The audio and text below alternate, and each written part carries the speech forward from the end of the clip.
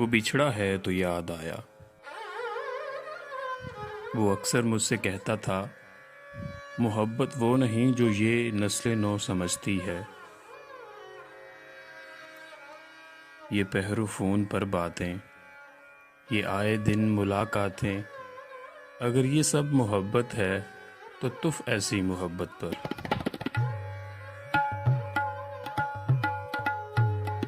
मोहब्बत तो मोहब्बत है।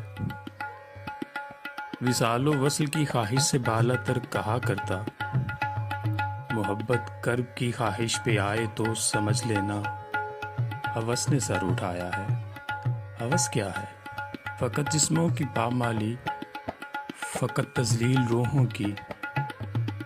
कहा करता मोहब्बत और होती है, हवस कुछ और होती है।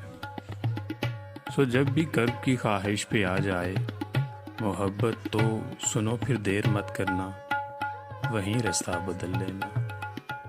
वो बिछड़ा है तो याद आ